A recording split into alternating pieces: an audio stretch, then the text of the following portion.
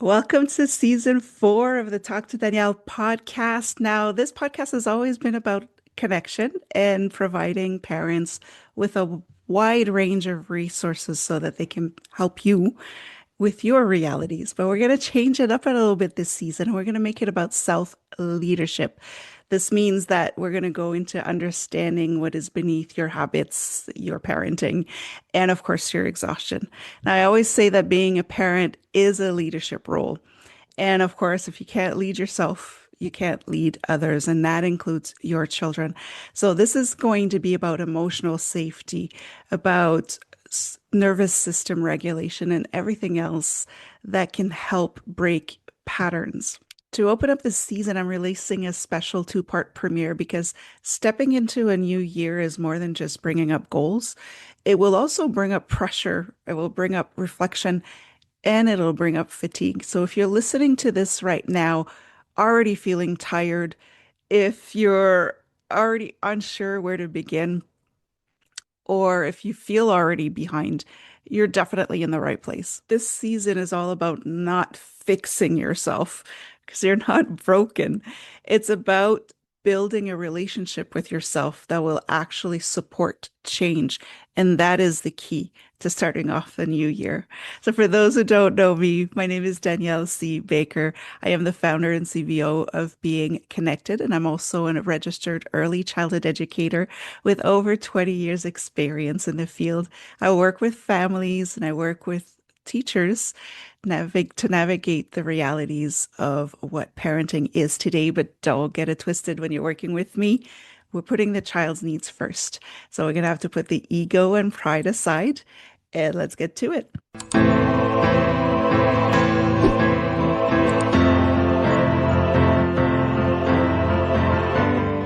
Hello, hello, hello, and welcome to the Talk to Danielle podcast. I am your host, Danielle C. Baker. And before we get started, be sure to like, follow, and subscribe to whichever channel you're listening or watching from. And of course, this is season 4, so I do invite you to have a look at the previous 3 seasons. There might be some topics there that resonate more with your reality today, so go check that out. And we're going to jump right in. This is the season premiere. It's a special 2-part feature. And this is part 1, so you're in the right place to start. This is all going to be about why we feel so tired before the new year even begins. Now, for this episode, I'm going to be talking about the tired that sleep doesn't fix. So, this is the one where you still feel exhausted after a good night's sleep, or that you're just so exhausted all the time that even the fun stuff isn't fun anymore. So, a lot of the times we're going to associate that to having too much on our plate, going through a lot, taking on too much, or even as a sign of burnout. But what if you're always tired, not because you're not getting enough sleep, but because you're holding on to too much? There is a difference between physical fatigue and nervous system fatigue.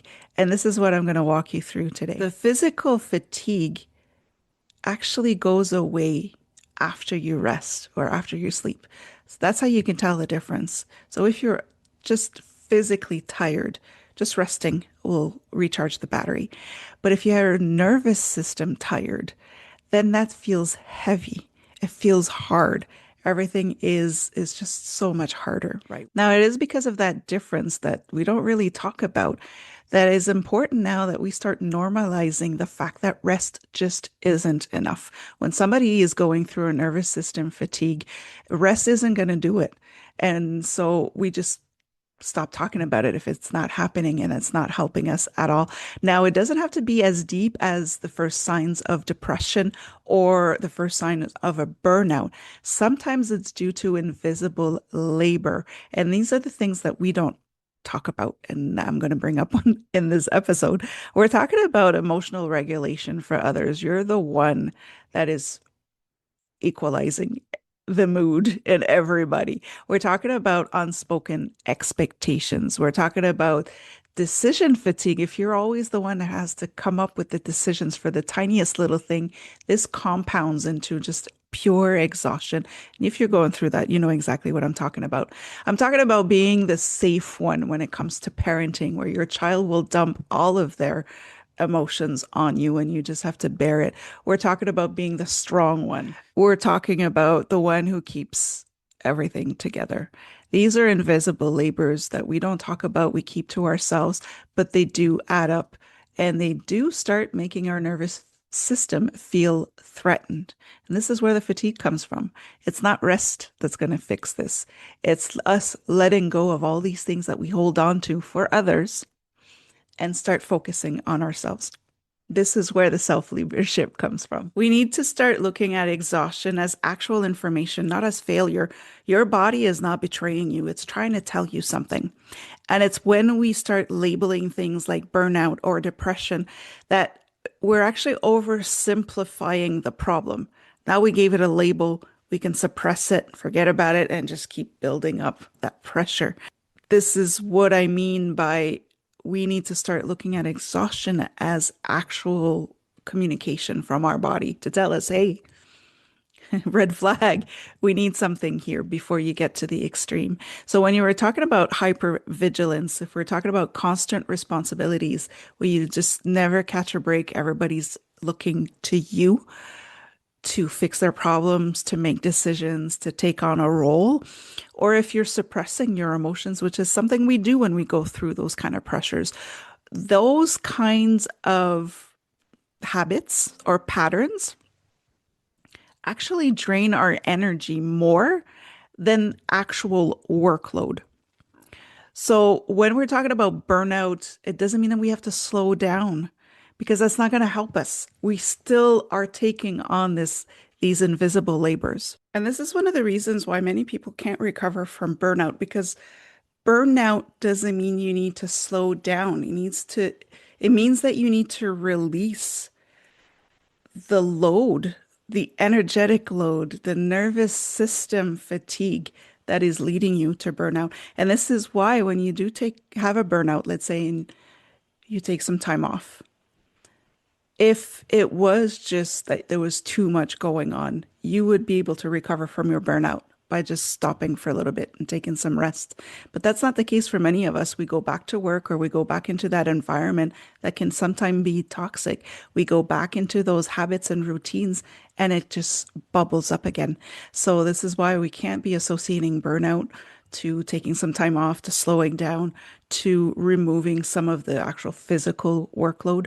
We're dealing with the nervous system regulation here. We're talking about emotional safety needs. That's not going to be done by removing responsibilities. We're actually going to beat ourselves up a little bit more because we're saying, what's wrong with us? We can't take on our responsibilities. And that's adding on to that nervous system fatigue. So that's why we need to start changing that vocabulary. So this would be a sign if you are going through a burnout right now and you have taken some time off, you've taken some of the workload off, but it's not going away. Just know that it's not burnout. Because if you had done all of that and rested, the burnout would have gone away. Just like a physical fatigue. If you go to sleep, you come back full of energy, you're good to go. So it's not that at all. Just keep that in mind. All of this also transfers into your parenting. When I say that parenting is self-leadership, you need to be able to notice those signs. You need to listen to what your body is telling you. You need to listen to what your fatigue or exhaustion is telling you, because you're going to be showing this or modeling this to your children. Don't forget that your children also co-regulate, so they mirror you. They feed off of your energy. So if you can't calm down, you're not going to be able to calm them down. Children speak body language. When I was saying earlier that your body is talking to you, exhaustion is a way of communicating. We have shut that part out of us as we grow older, but children pick up on body language. They pick up on the non-verbal language. So they get that off of you. They get that fatigue off of you. They feed into it, and then you get into this loop. So now you're just creating this cycle that just keeps going and going. The cycle continues. You're going to keep going. They're feeding off of you. You're feeding off of them. It escalates, it escalates, it escalates. And now you're feeding into this chronic emotional activation. It's constantly going. You're constantly getting the same feedback. It's on repeat. And this is what overspills into mental and physical issues when it comes to your health. And that's what I was mentioning about earlier. Now you're going to go into the depression stages. Now you're going to go into the burnout stages. So that's why you need to catch it early. So just keep in mind that in these cases, you are not tired because you're doing too much. Because if that was the case, rest would fix it. You are tired because you're holding on to too much. And this is where we're able to switch that for the new year. But we're talking about if we're doing too much, we need to rest, we need to slow down. This is why self-care is failing us right now. We've attached it to doing something to look after ourselves, but it's failing us because we're feeding more into our nervous system. We're adding another thing that we need to do.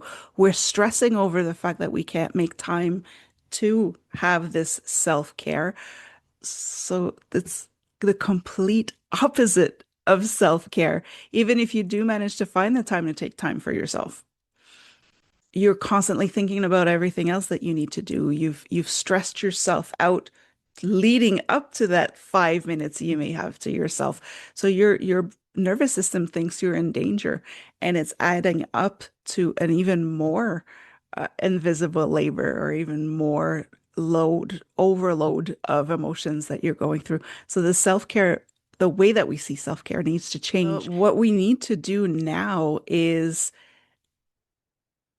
because self-care has just become another thing to add to our to-do list, what we need to focus on right now to work on this exhaustion is to switch to small regulation practices that don't add to our to-do list. Now, what does that look like? It sounds great, but how do we do that? I got to do something without doing something. So this is basically what we're looking at here when you're naming an emotion without fixing it. That's what that would be. I was speaking with an expert that's going to come on as a guest, and she was saying that an emotion takes 90 seconds to get through our system. 90 seconds. If we don't fix it, if we don't suppress it, if we just let it pass. So just think about it. If you are able to, if you're going through this frustration, whatever negative emotion you're going through, you just let it pass. In a minute and a half, it will have gone out of your system. If you hold on to it, if you focus on it, if you don't address it, then it'll stay in your body for much, much longer. Now, what I do as a visual is I often visualize my emotions as clouds in the sky. So if you're looking up at the sky, this cloudy sky, and then you just watch the clouds pass by. That's how I picture it when I'm going through an emotion. Even if you have to hide in the bathroom for a minute and a half, just let it pass. Just breathe through it. Let it pass, and it will slow it down. It will slow down your nervous system. So now you're going to be able to release what you're holding on to. It's not an extra charge. It's not an extra load or weight that you're carrying on your shoulders, which leads to another way that you could do a small regulation practice is to micropause between transitions. When you're going really fast, you're stressing over the next thing you need to do. If you take that moment, just a micropause, just to breathe. All right, I'm good. I'm safe. I'm okay. Let's move on. This is the next step I need to do. When we are thinking about the 101 thing, we hold it and you'll feel it in your body. You're more tense, your jaw's clenched, your shoulders are up. So if you take those micro pauses between transitions when you're going from one task to another, from one location to another, just take that moment to just, all right, we're good. We're safe. Let's go. And you're showing your children to do that as well, which is really great for them to self-regulate afterwards. The whole concept of not adding to your to-do list, but to switch to small regulation practices is basically just that you're reducing this internal pressure that you put on yourself. You're not reducing the external workload that you're doing or the external tasks. You're just reducing that internal pressure that you carry with you all the time without noticing. What is important here is safety, not productivity. That's again a little switch that we need to do. You get to model this for your children as well. So this is where you're breaking patterns. When you catch yourself, it takes time. It's like working a muscle. When you catch yourself and you do it and you explain to your children why you're doing it, they're going to start picking up on that because again, they co-regulate with you. They will absorb that from you. They pick up on your body language. You're teaching them without having to play the teacher. You're just doing it. And again, that reduces a lot of pressure off of you because through these better habits, you're able to help your children as well. So, regulation isn't rest. That's what we need to remember. Regulation isn't rest, it's release. Those are the differences we need to work on this year. So, release the idea that a new year requires energy that you already don't have. So, what you need to work on for the new year, what you should be focusing on for the new year, is to lower your expectations. We're always expecting so much of us, right? Lower those expectations. Honor your current capacity. There are days that you just don't have the capacity that you had yesterday, and that's okay. Your body's telling you, let's take a breather here. So do that. Stop performing readiness or hustling because then you're just leading yourself to burnout. And hustling is not leadership. We need to also remember that it's lack of leadership if all you could do is go, go, go, go, go and not rest when your body is telling you to. You're not self-leading. You cannot be a leader if you're not self-leading. Oh, I hope this helped you see the switch that can help you a lot this year to gain some energy back, to reduce some of that pressure that you're holding on to. I know that there's a lot you're going through that you're not telling other people. And so these are the little switches that can help you to have a more productive year, but almost also a really helpful and restful year. And don't forget that as a parent, you're teaching your children to do this. So you're helping break the patterns, you're helping them have a better life or at least a head start when they get into their adult years. Now, I do, if you are interested, have some reflection questions that you could ask yourself to see exactly where you're holding that pressure and how you can release it. So if you are interested in getting those reflection questions, because thinking about questions to ask yourself is just another thing to do. I have it ready for you.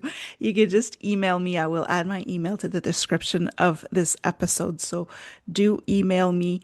Just say, ready for the new year or tired, something like that, so that I know that you got it off of this episode and I can send you some questions that you can ask yourself so that you could really start thinking about where is it that you need to set more boundaries, lower your expectations, and take time for yourself without overcharging or overloading yourself anymore.